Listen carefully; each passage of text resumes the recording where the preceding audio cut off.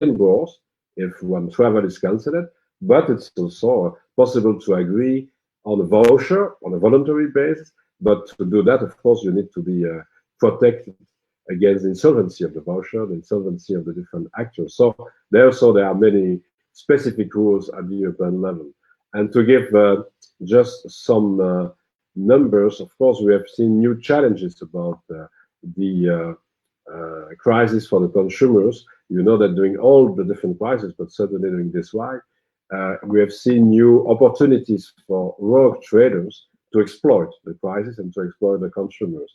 To give, I said, some numbers, Google has blocked or removed over 80 million coronavirus-related ads globally, including shopping ads for policy violations, including price gouging, capitalizing on global medical supply shortage, and misleading claims about cures. You have seen maybe some advertising on your on internet about that. And eBay has blocked or removed more than 17 million listings that violate our COVID-19 policy. So it was a huge action with the Consumer Protection Network at the EU level to try to organize a screening online with the platforms and to be sure that it was possible to remove all the different fraud and abuses that we have seen.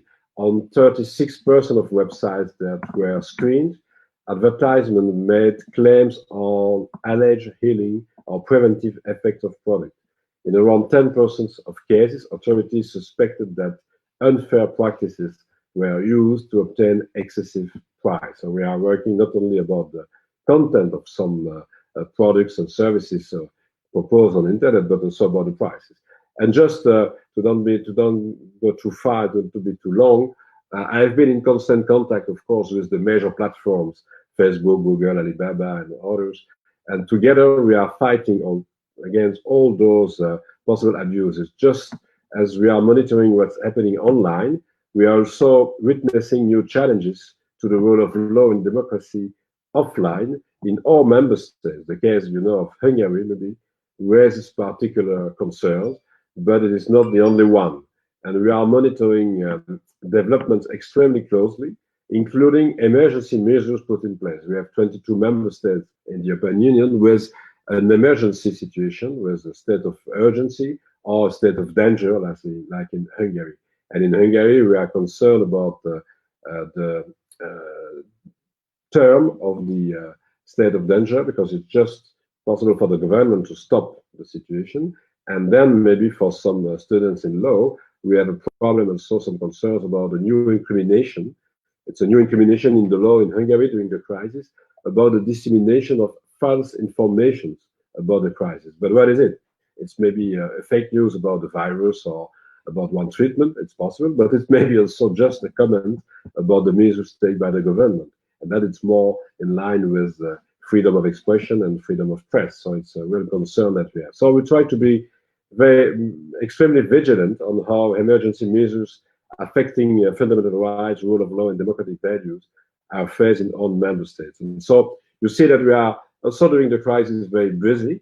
I'm sure that we need to go forward with the same kind of approach after the crisis. We need to have some possibility to transform the lessons that we have learned during the crisis in new policies. And of course, you know maybe that in the next weeks we will work on a new multi-annual financial framework for the European Union with maybe a recovery fund to organize not only the fight against the crisis, the resilience, to organize the resilience of the health sector, but also to organize a real recovery for the economy. And yesterday, you have seen maybe the proposal of France and Germany to put 500 billion euro on the table with a new loan at the European level to accelerate the process and to rebuild the economy.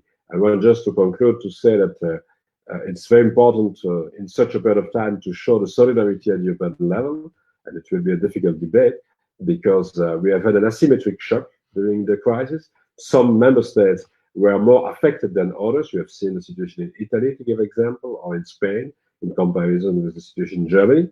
But we have also an asymmetric recovery because the different member state doesn't have the same capacity to react on the fiscal side. And you have seen maybe that the recovery plan is very huge in Germany, and more maybe than in the southern part of Europe. So we have a double asymmetric situation during the crisis, but also for the recovery. And we need to compensate that at the European level with the real capacity to organize a recovery plan at the EU level. And so let me come full circle again and tell you that the choice to study the law, your choice, will set you up for life. And I'm speaking from experience because no matter where this choice takes you, you will always be reminded that the fight for justice, I said, never stops, and you will have a lot of things to do, I'm sure, so in the next decade. So thank you for your invitation. Thank you for your attention. But of course, I'm open to listen to your comments, but also to answer to your questions. Thank you. Thank you a lot, Mr. Reynders. So now we'll be moving on to the Q&A. I will put it on the question mode. So yes, so if anybody has any questions, it's the time to send them in. Oh, sorry about that. There it is.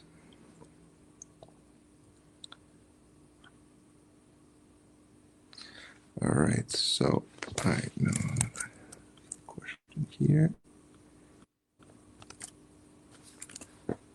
So this could be a first question. Yeah. So consumers have obviously been impacted in the current context with, for example, booking cancellations. How can their rights be best protected at EU level? What sort of special measures? But first of all, about that, the EU law is very clear. So we have confirmed the EU law. That means that for the passenger rights with the airlines companies, there is a right to be reimbursed after 7 days if there is a cancellation. And for the different other travels, if you think about the package travel with a tour operator or with a travel agency, you have the right to be reimbursed in 14 days. It's a package travel directive, and it is a transposition in all the member states. So we have had a discussion because, of course, many airlines companies, tour operators, and travel agencies ask to suspend the right for the consumer to be reimbursed because they have some liquidity problem. And what is the exact situation now? We have published guidance to explain the rules. Of course, we are helping the different operators, airlines companies, and others with a real room for maneuver, a budgetary side for the member states. So it's possible for the member states to give state aid with the real flexibility to the airlines companies or to the tour operators. You have seen maybe some state aids for different airlines companies like Air France, Lufthansa, or KLM, and others. And maybe also about the tour operators. Just in Germany, about TUI, it was possible to see a state aid of 2 billion euro. So there's a real support for the liquidity of the companies. But it's no reason to ask the consumers to give a credit to the company. So if we have said it's the choice of the consumer, is the EU law to be reimbursed or on a voluntary basis if the consumer wants to agree of a voucher. And the voucher is maybe to receive another travel with the same services or more. And we have asked to the different operators to be flexible, so to give a voucher for 12 months with a possible to transfer the voucher to another people, and maybe with more flexibility, maybe additional services. It's a problem of marketing. And to convince the consumer to go to the voucher, of course, it must be organized with a protection against the insolvency, because if the risk of insolvency of the airlines companies or the tour operators or the hotels or other kind of touristical operators, we will have a problem. So now the possibility, to answer to your question, is to be reimbursed if you want, or to agree on a voucher. But of course, we recommend to do that only if the voucher is protected by the operators or by the member states against insolvency, to don't have a risk during the next weeks or months.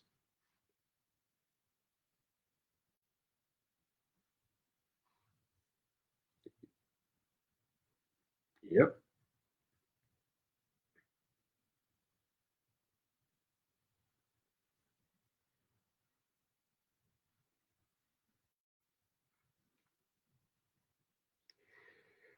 So about the European Public Prosecutor Office, I want to say the first issue, the first challenge is to be ready to start this year, because we have had an evaluation with the former Commission about the budget for the EPPO, and it was based on the different figures provided by the member states.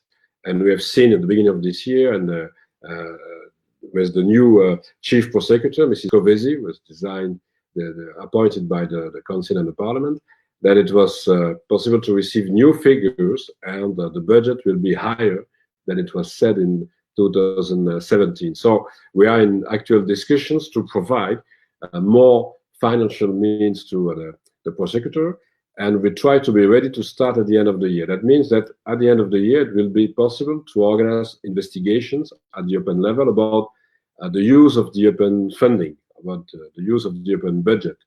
When you send some money to the member states, of course, there is a risk of abuses or fraud, and we are working on it.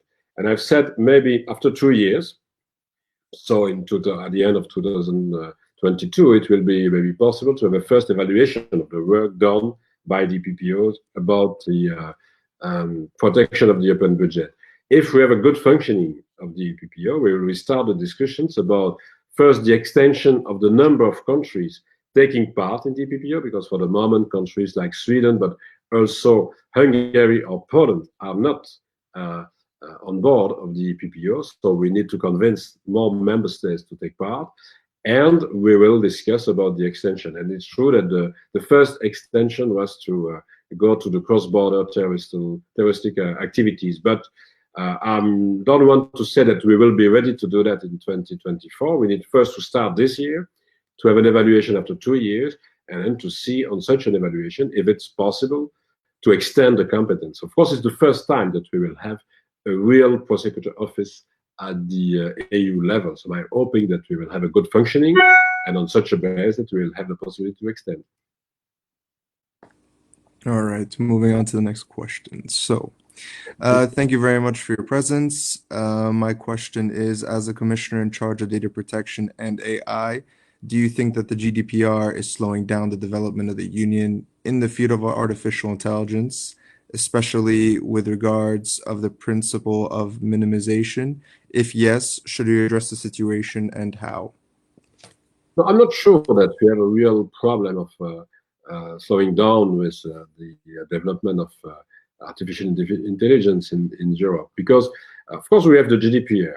And the GDPR is maybe the first element to build a real trust between the citizens and the different operators, and I want to say between the consumers and the different businesses.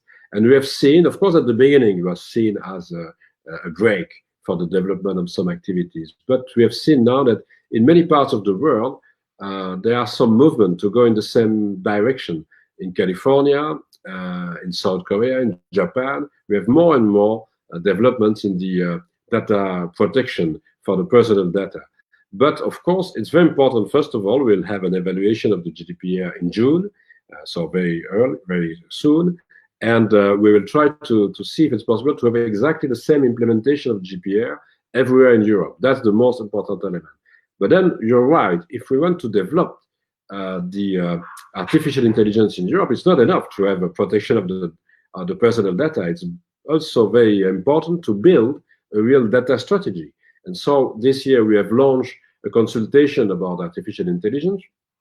I mentioned that you have till the 14th of June to give you advice about that, so don't hesitate to take part in the consultation. But we have launched also a data strategy. And the data strategy is to build a real capacity at European level to collect and to store more and more data, not only the personal data, but also the industrial data, and to invest in research and development, because for the moment, we don't have real competitors with the GAFA or with some Chinese or other actors in Asia. And so it's very important to invest more and more in the data strategy at the European level. But the GDPR, it's a real important part. Also the minimization, it's a part of the capacity to build a real trust between the citizens and the different operators. And I want to say that it's the open way of life. is the human-centric approach about the artificial intelligence. We want to protect the fundamental rights. We want to avoid any discrimination in the use of artificial intelligence. We want also to organize safety of products using AI, and we want to organize the liability. To conclude, I want to say, to give an example, if you have in some months or years cars without any driver, in the case of an accident, what are the responsibilities? So not the driver who's responsible for the accident, it's maybe the owner, the producer, or the developer of AI.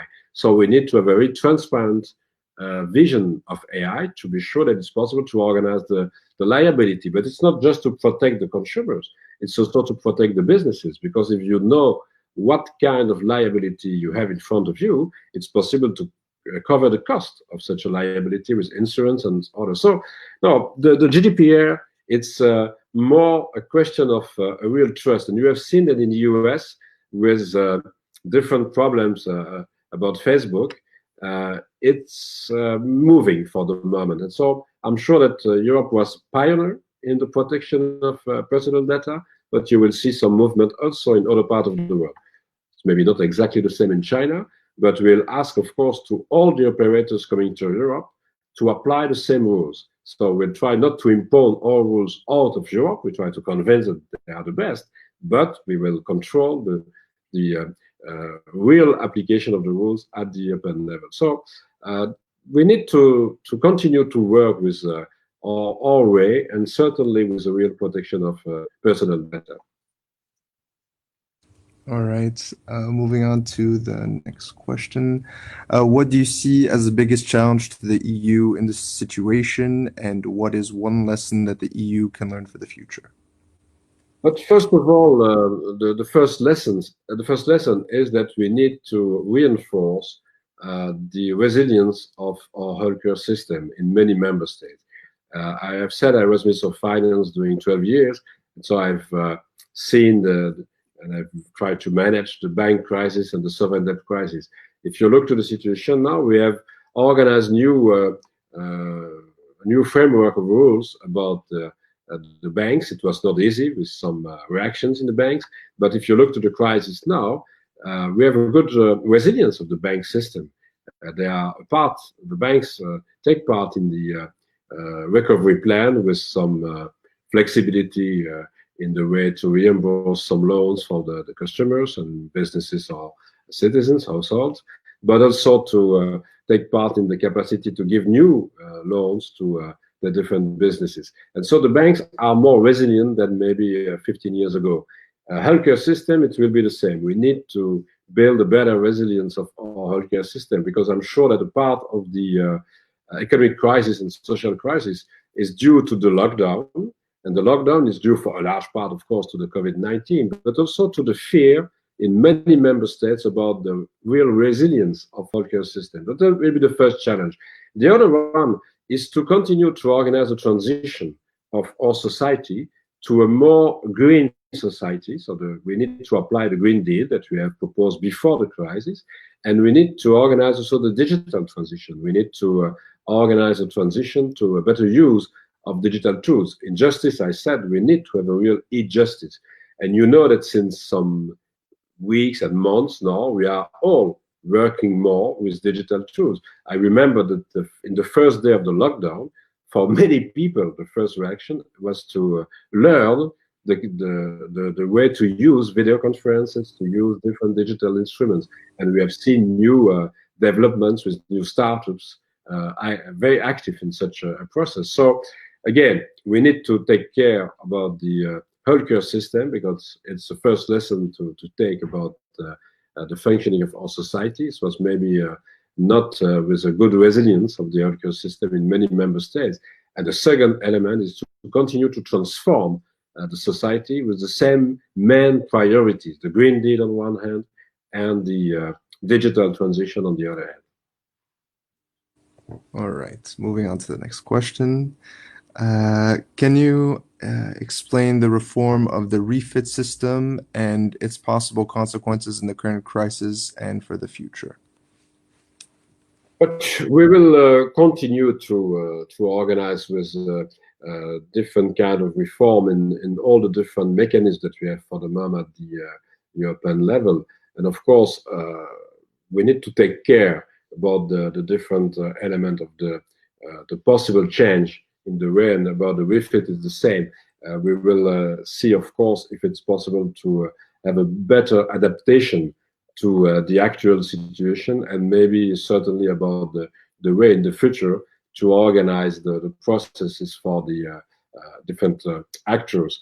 And maybe to say one word about the consequences of the crisis and the future in Europe, we are knowing that there are many risks for businesses on one side, with a risk of bankruptcy, of course, but we have also many risks on the social side for many workers. We have seen maybe the announcements of different restructurations in many companies. So we need to organize a process with a better attention to the supply, of course, but also to the demand.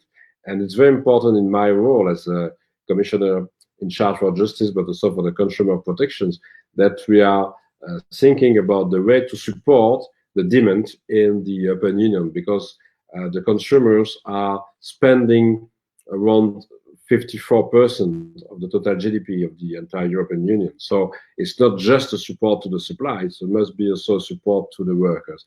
And so the different mechanisms that we have, like Refit and others, will be used in the future, or to support the possible activities of the different operators in different ecosystems, because we have seen a huge crisis in, of course, in the cultural activities, in the HoReCa, the restaurants, the hotels, all the hospitality, but also in transport, maybe more than in the industry, but we have also a huge crisis in the industry. And we have seen more and more workers without any activity. So we need to work on both sides.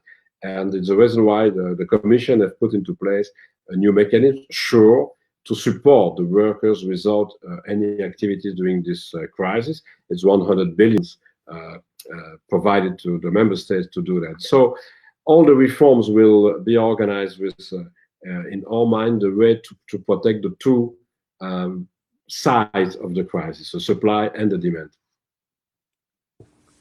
All right, thank you very much. Moving on to the next question. So, as regards to the apps, is it not better to have a unique application all over Europe instead of an interoperability among different apps developed by each member state? Don't you think there's a risk that the apps will not function well crossing the borders? Thank you for your answer and presence here. No, thank you for the question, because it's true that I've said we have published a guidance about the different rules to protect the privacy and to protect the personal data in the use of those tracing apps, to don't have a tracking, but to have a real tracing. And it was a part of the job to be ready to before the use of those apps by different member states. But we have also published a recommendation about the toolbox. And the toolbox, it's to say, of course, it's possible to think about a unique application all over Europe, but it was not the intention of the different operators and member states. It was more to have a real competition with new startups and with new companies or existing very large companies trying to develop new apps. And so the main concern was, it's true, was the interoperability. And so we have organized a toolbox to be sure that we will have an interoperability. So it will be possible to cross the border and to continue to be in contact with the different other apps of the other member states. That's the main concern. And we will, again, organize communication about that, because we are working with many actors. To be concrete, Apple and Google, also from the US, have organized for the first time a common action to be sure that it's possible to have a real interoperability between their systems. And it's the same for the app. So we want to be sure that not only the apps used in the member state, but sometimes we will have different apps in different regions in the same member states. We want to be sure that it will be possible to have a real interoperability, and so to have a possibility to organize cross-border activities and cross-border function of those apps. That's the most important element in the technical side, with the cybersecurity, of course, and with some encryption to protect the personal data, because we have in those apps some data related to the health. And so it's very important to protect those data and to have a decentralized system of storage. I said also in my introductory remarks, a storage on the individual's device. All right. So next question from Maria. Thank you, Commissioner, for your presentation. I would like to ask, is there any plan to build a class action model as the one already proposed in 2015 to protect the right of consumers throughout the Union, also in the data protection domain, so that data subjects may have the opportunity, which seems to be possible under Article 83 of GDPR, to protect their right to data protection? Thank you. But we don't have exactly a class action model in Europe. So we are working for the moment about the Representative Action Directive. It's a sort of a class action. It's a collective redress, but with some specific organization in charge of that. So not with all the possible lawyers. If I'm speaking with future lawyers, I need to say that, but maybe to don't have a real business of the class action like we have seen in some sectors in the US. We want to use real organizations represented with a representation of the consumers. And we are in discussion now about that. So the Representative Action Directive, it was one of the priorities of the Commission, but also of the Croatian presidency during the first 6 months of the year. But due to the COVID crisis, we don't have new discussions for the moment with the Parliament at the EU level. So we'll see if it will be possible to make progresses, and I'm hoping that during maybe the German presidency, if it's impossible till the end of June, we'll have an agreement on this. So we'll have for the first time not only national legislations like we have for the moment about a sort of class action, but we will have a real European process with the Representative Action Directive, and there it will be possible to organize a collective redress not only at the national level, but also with a cross-border situation. And that's very important. You have seen the Dieselgate or maybe different other kind of situation with cross-border consequences. Of course, if we are doing that for the consumers in the near future, it will be possible to think about the same kind of process for the data protection, like I receive also some demands to do that for some environmental problems. So it will be a model, but first of all, we need, of course, to put such a model into place. It's not till the case, because we have, for the moment, a discussion, I said, with the Council and the Parliament about the way to do that, and I'm hoping that it will be possible this year to have an agreement, and then, of course, to ask to the Member State to transport the directive in the national legislation, and we will have maybe 2 or 3 years before to have a correct transposition. But during this period of time, it's possible to discuss about the same way to proceed before the tribunals and the courts for data protection or for other issues. All right. So next question. Were there cases of excessive pricing throughout the Union with regards to medical products that the Commission is aware of? If so, how can consumers protect their rights in retrospect? But first of all, we try to work with different kind of networks to try to have a correct information about that. And so we have worked with the different organizations, consumers organizations, to receive information about the prices, not only about medical products, but about a lot of other elements. And I said, first of all, if before the price, if we have a real fraud with a product without any effect, you have seen maybe on internet many products online with a real possible effect against the COVID-19 or some false vaccines and so on, there we ask to remove from the internet all the different advertisings about that. And I said we have had very good collaboration of the different platforms, and a huge number of products were removed from the online platforms. About the prices, of course, it's a different issue. We need to work with the national authorities, first to, I said, to collect information, and then to see what are the possible abuses in this way. And we have asked to some member states to take initiatives of it. But for the Commission, the first problem is, of course, to have a correct information of the consumer and a correct information about the price which indicate in the online sales. And if we see some abuse in such a way, we are working with the national authorities in charge of the consumers' protection to take action. And again, we ask to the platform to take some commitments about some kind of proposals with a too high level of price. And sometimes we ask to the national authorities involved in the consumer protection to act. But again, the good collaboration with the consumers organization is very important in such a way. And I want just to add to conclude that we need also to inform better the consumers, because of course there are many, many risks for the consumers during such a period of time. And sometimes we are too late with the reaction through the removal from the platforms or through action by the national authorities. Too late for some consumers. So we are sending many, many messages to the consumer to be prudent in the online sales, because we are knowing that there are a lot of abuse, and certainly during the period of crisis. All right, we're still going to take a few more questions. Next one. The German Constitutional Court has recently rendered a decision where it considers that the ECB has acted beyond the scope of competences of the Union when organizing the PSPP program, and threatens to order the German Central Bank and the German government to stop contributing to this specific program. Do you think that this kind of decision coming from a member state endangers the cohesion of the Union? Do you think that it is an evidence that we need to open the treaties for reforms in order to take lessons from the last crisis and clarify/extend the competences of the Union? Oh, I'm really in a discussion with some students in law, and so I see that it's very precise about the decision of the Court of Karlsruhe. I want to say some elements about this.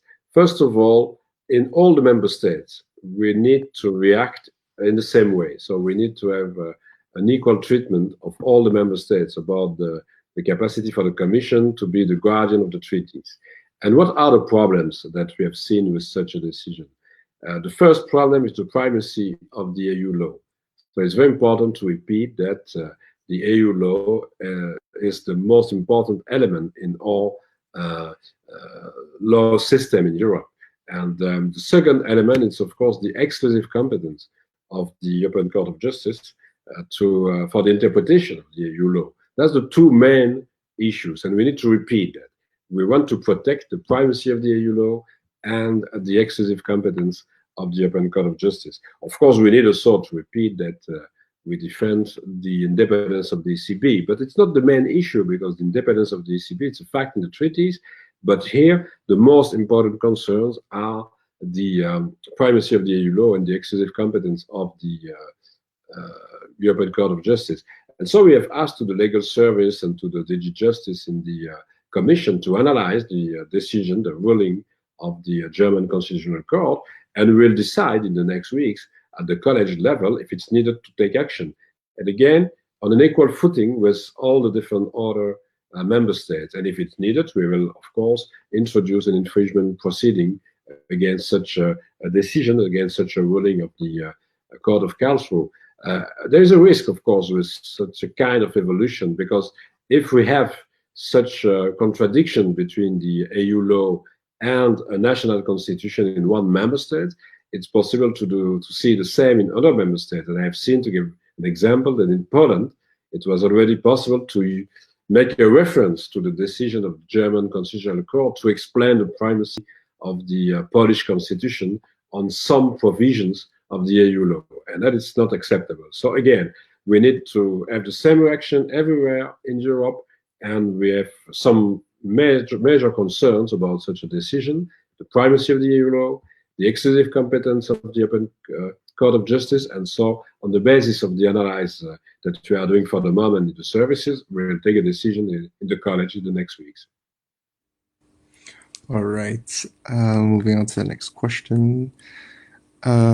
Another EU Commission's objectives this term is to contribute to the legislation on a coordinated approach on the human and ethical implications of artificial intelligence, ensuring that fundamental rights are fully protected in the digital age.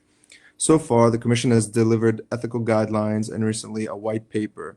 However, some member states already have legislative instruments on the matter, and without a European action, the risk of fragmentation is high.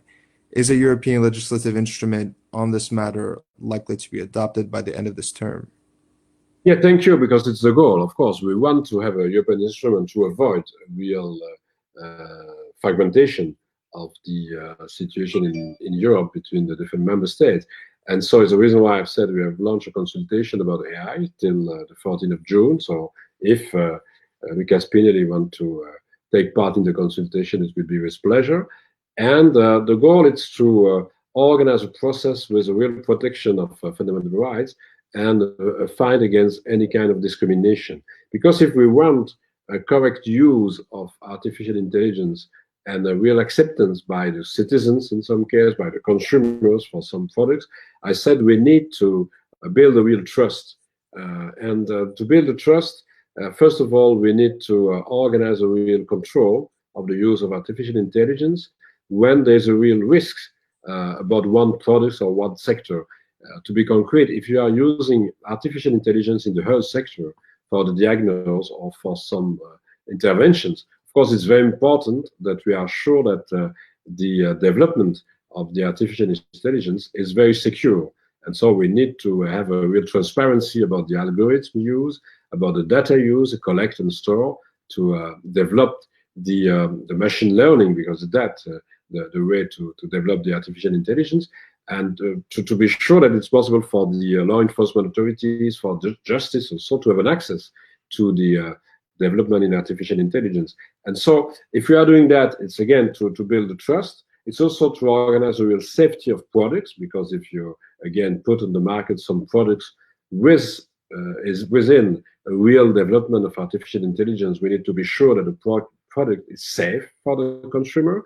And we need also to come with some regulation about the liability. And so the goal is, in fact, to do this term to have a different kind of possible legislations at the European level to give an answer to all those different elements. And of course, we'll take into account the results of the consultation. But it's true, the goal is to avoid a fragmentation at the European level and to organize a real correct use of artificial intelligence in line with our fundamental rights and the protection of our values, but also in line with the real protection of the consumers, about the security, the safety of the products, and about the liability of those people who want to put on the market different products or services, including artificial intelligence. All right, so next question. Law of the 30th of March adopted by the Hungarian Parliament, which proclaimed a state of emergency for an undetermined period, which allows the executive to proclaim decrees that could be contrary to the laws in force or that can suspend their application. Is that a threat to the rule of law? And how can the EU Commission act to maintain the principle of the rule of law in Hungary? But first of all, we have already a real concern about the situation in Hungary since some time, because you know that the Parliament have started a procedure on the basis of Article 7 of the European Treaty to express some concern about the rule of law in Hungary, like it was the same done by the Commission about Poland. So we have, for the moment, two procedures at the Council level, in the Geneva Council, about Hungary and Poland on the basis of Article 7. But it's a very complex procedure, because we need to go to the Council with sometimes unanimity or qualified majority. It's very difficult to reach. But we have also introduced some infringement proceedings to the European Court of Justice about the situation in Poland, like in Hungary. And during the crisis, it's true that we have also expressed our concerns about the state of danger proclaimed by the government and the parliament in Hungary, because we spoke about the state of emergency, so they have used the wording of state of danger. And there are two main concerns. The first one is the no definition of a term for this state of danger, so it will be just possible for the government to go out of the state of danger. And in all other member states, we have a limitation in time with a possible prolongation by the parliament. It's not the case in Hungary. And the second concern I said is the new incrimination about the false dissemination of false information or fake news during the crisis. But that's a concern about the freedom of expression and freedom of press. But now we are analyzing all the measures taken by all the member states in this emergency situation. And I must say that in Hungary, we have for the moment analyzed on some decrees, because we have seen difficulties about some decrees in relation with data protection. And so the European Data Protection Board is for the moment analyzing the decrees adopted in Hungary to see the conformity with the GDPR. We have some analysis also about different social new rules, because we have some problems about the labor code, not only because it's a suspension of national laws, but sometimes national law is a transposition of EU directive, so it's an EU law. And so there also we analyze the situation to see if it's needed to introduce again an infringement proceeding about the situation in such a kind of framework. And so in different ways, we are analyzing also the investigations organized by the law enforcement authorities in Hungary about the dissemination of false information, because there also there's a chilling effect, and there are some reactions against some journalists and so on. So we are working on all the different measures, and of course, if it's needed, we'll take initiatives, and the most important initiative is to go to the Court of Justice in Luxembourg. All right, thank you very much, Mr. Reynders. Now I think we're going to close the Q&A session.